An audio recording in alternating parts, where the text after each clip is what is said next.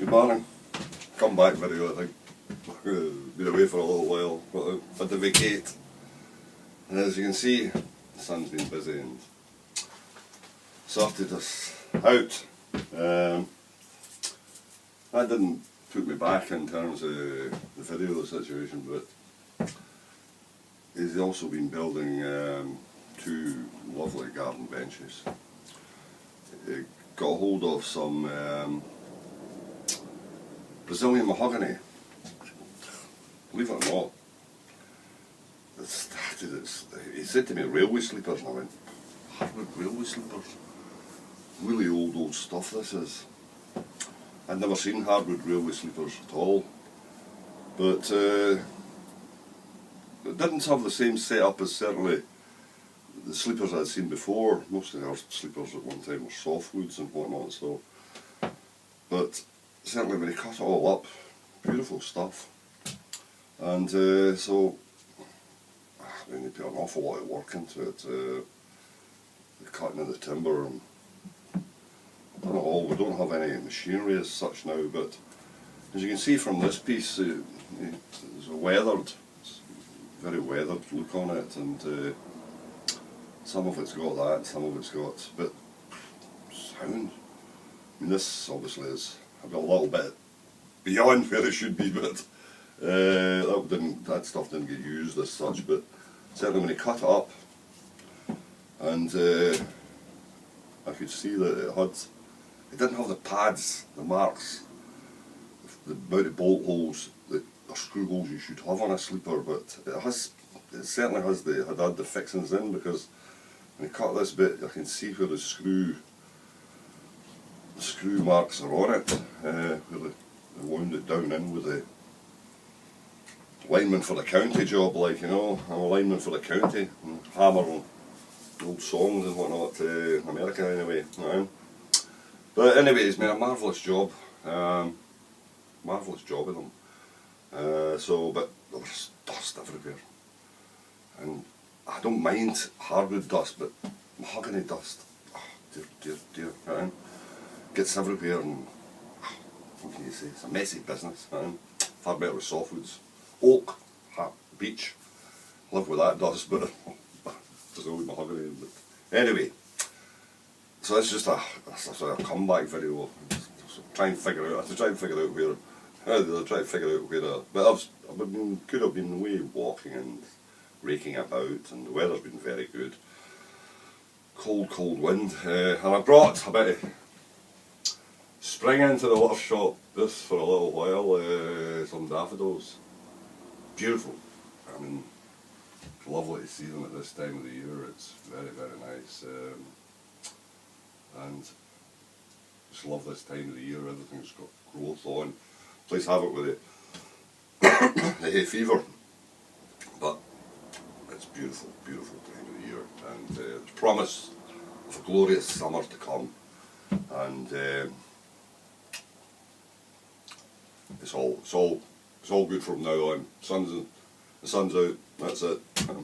But we need to get back to where it was. I had a little bit of problem with the steamer before we did that, and had to strip it all down and reconnect one or two bits on it, like, you know. So we got that sorted. It was a simple thing as such, but stripping these things down is really, they're not designed to strip down. They come with security. That one in particular comes with security screws on it, and I've got all the fixing. I remember many years ago when a lot of these security screws were on the go, and I started using them on certain things, applications anyway, and whatnot. And the chap saying to me, he says, well, I'll need to give you the special bit for it. I says, I've got a set of bits for that. I says, it's got all the security things on. You can't have it, he says to me. Oh, I says, I have. I says, you'll find that you can buy these sets. Oh, surely not. I says, well, yeah. I says, so for somebody who's determined to get something off that's got security type fixings on it, you can walk into an ironmonger's and buy this full set of bits that will cover most of the security screws. He was a bit taken with me on terms of things, but it's true enough, and they're sitting here up on the shelf. A couple missing, I think, from way back, but as such, you know, you can buy the whole thing and fix them all. So anyway, as I say, the steamer's not designed to be taken apart by the layman kind of thing. But we got it, and it's fun to take it apart at times. It's putting it back together that's always the problem. Taking them apart is no hassle. They come apart, you can prize them apart, it's prizing them back together, but being a Bosch, it's well made and it's meant to be stripped down and put back together, so it did that. And it's now working fine, so we'll come back in the next video. As I said, we're going to steam up and take it on a little bit. And I'm also going to cast some of that resin. I've already tried a bit to see whether it's been lying around for quite a while, so I did mix it up. I didn't add any of the colour to it as such, but so I cast this in a tube that I had just to make sure that it's actually pretty good stuff, like, you know. And so you can see, so if I manage to get 2 or 3 moulds together with the black through it, I'm hoping that we'll end up with nice handles. But it's the mould thing again. I did do that before, and I was going to do, but like having a chop and change all over the place. I never know. I had to check the video left to see where I'd left off. I says, what did I leave off about there? It's only been about a week, but I go all over the place at times, like, you know. I can never keep track of myself. I've got to check the videos to see what was the last one again, like, you know, man. But as you can see, it's cast solid, very good stuff, like. And it will, the son was a wee bit concerned about the fact whether we'd be able to machine it, but it certainly cuts fine. And but this I'll probably turn into with something else, a candle, I suppose, like, you know. Just put a thing there on it.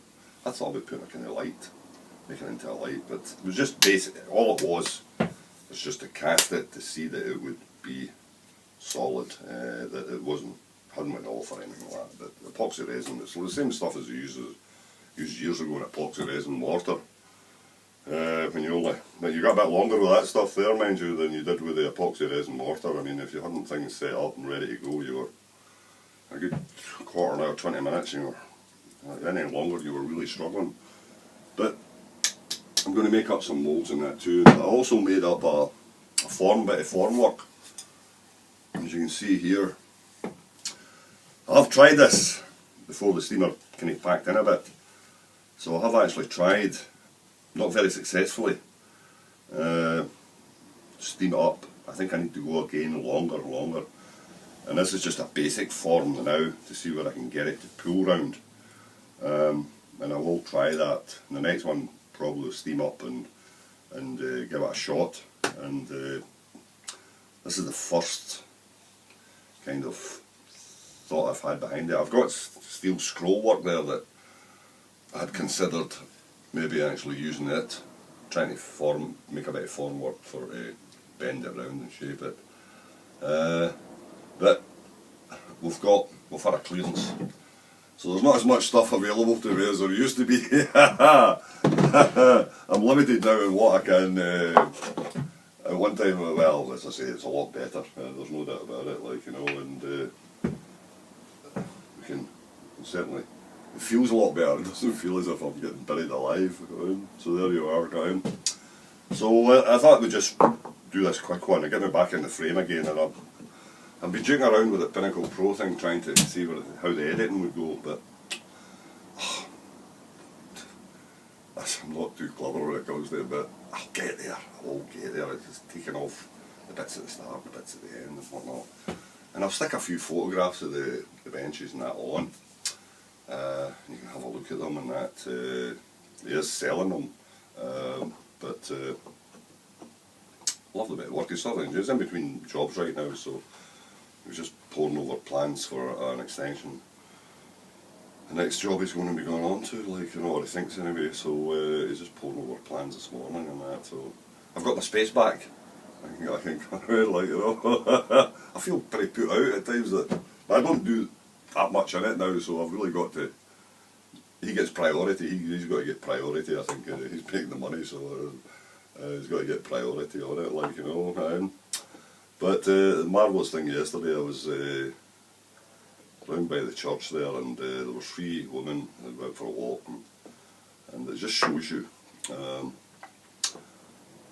they asked whether I would take their photograph, and this one woman in particular, it was her asked, "You take a photograph?" she says to me.